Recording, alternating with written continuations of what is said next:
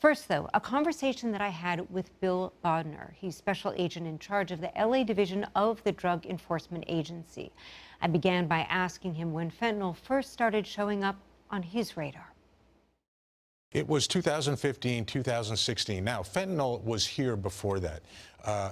But at that time, it was generally a drug that was sent by express parcel from China. Fentanyl sent directly to the United States to people here ordering it on the dark net. It changed completely around 2016, where the drug cartels, Jalisco New Generation Cartel in Mexico, Sinaloa Cartel in Mexico, they got involved in the creation, the synthesis of fentanyl. Now the chemicals go from China to Mexico, the drug is made there, and it comes up here.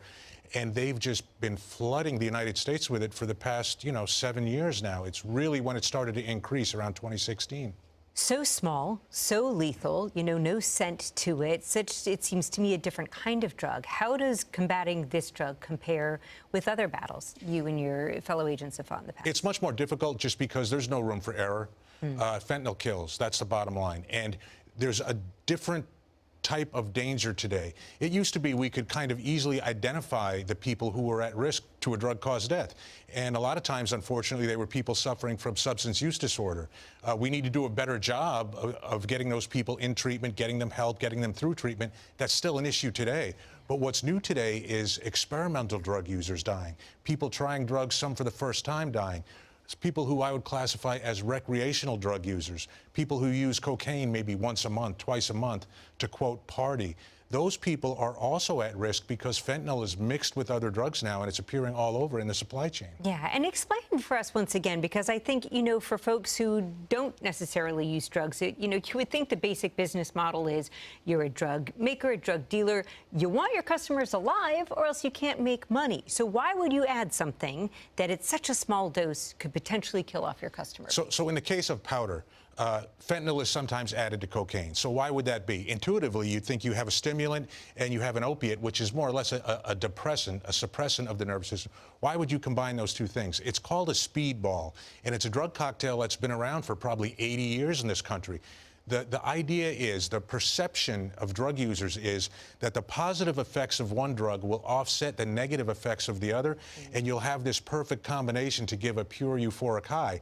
The problem is the people making these drug cocktails, they're not pharmacists, they're not chemists, they're drug dealers. And they oftentimes create a mixture that's has the wrong proportions of the drugs, and it ends up killing. And as I said, there's no room for error with fentanyl. It's an incredibly powerful drug. So the priority to stop it is super high. As you mentioned, it used to be something that maybe would be flown in, but now you're seeing it come from over the border.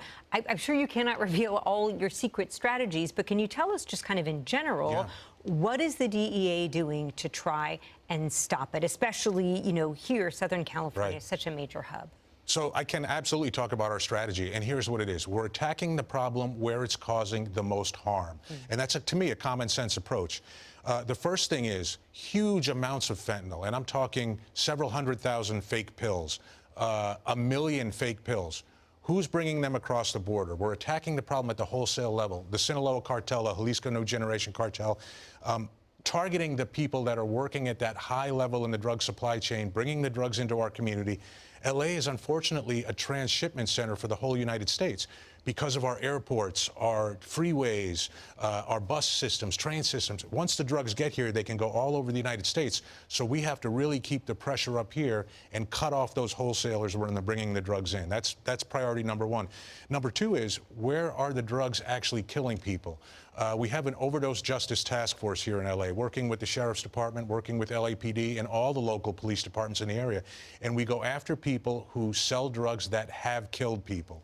So when someone dies of a drug overdose, or more accurately called a drug poisoning or drug-caused death, we trace the drugs back to the dealer, and we charge that dealer with a federal crime. It carries a 20-year sentence, so it's significant. So that's basically the two prongs of our strategy, or how we're attacking the problem. And I'm really glad that you talked about there the difference between overdoses, such the word in common lexicon, but that implies that someone knows that they are using a specific drug like heroin. When you talk about a poisoning, as I understand it, that's because a lot of times when people get to that poisoned state with fentanyl, they had no idea. They didn't know that they were taking fentanyl at all. Especially the young people. When we see these teenage overdose cases, almost always they were deceived. They bought the pill on social media. They thought it was a legitimate Xanax, a legitimate oxycodone or Percocet. The pill looks identical to these pharmaceutical drugs, but it has no pharmaceutical ingredients in the pill at all. It's a misnomer to say it's a prescription pill laced with fentanyl. The reality is it's just a fentanyl pill, and they're being deceived, and that's what's causing a lot of the harm in our community. Mr. Bodner, talk me through how difficult it is. Let's say, you know, there is a poisoning, someone dies. How challenging is it to then trace it back to who that came from, especially in the online world that we live in today? It's very challenging. So just to give you an idea of the numbers, I would say in the past 4 years, we've probably looked at about 375 drug-caused deaths in our area. And of them, in those cases, we opened maybe 115 cases, and we resolved 51 of those cases. So you can see it's really a somewhat small portion of the cases we look at. And even the cases we look at are a small portion of the deaths that are actually happening. It's very challenging. Why is that? Because people hide behind social media. There's anonymity there that's been allowed, quite frankly, and it helps these dealers connect with people and make these transactions and do it in the shadows. And do it with emojis. I mean, that's the part that I found fascinating. You all have put together this graphic that breaks down pretty much every drug in the land, I mean, including cold medications and cough medications. How difficult does that make it to also just kind of in the educational part of it, you know, to really teach people, parents, what to look for when it comes to these are the warning signs that your kid or someone you know might be buying something that could kill them? Yes, such a great point. Such a great point, because I used to tell parents, you need to sit down and talk with your children and educate your children about this. And then I came to realize that as parents, we don't know. We don't know a lot of times. We don't know that there's a whole different language out there, this emoji language that these kids are fluent in and drug dealers are fluent in, and they're communicating with just pictures.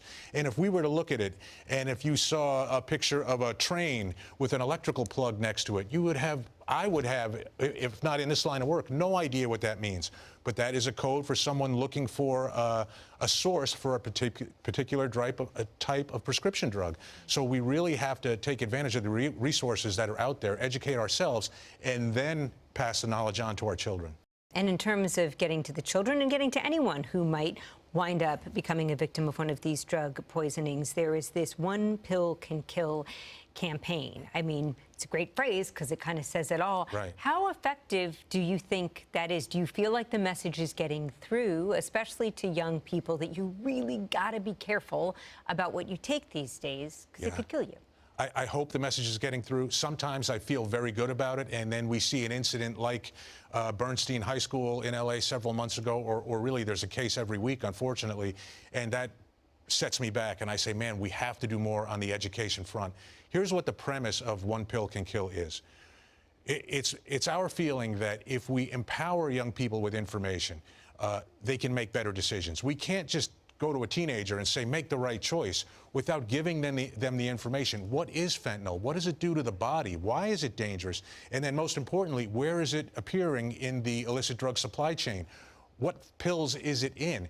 Hopefully by giving them that information and telling them about cases where teens have been harmed, they can make better decisions and make the right decision not to take those pills. Special Agent in Charge William Bodner, can't begin to tell you how grateful we are for the work that you're doing and for your making the time to come in tonight. Thank you.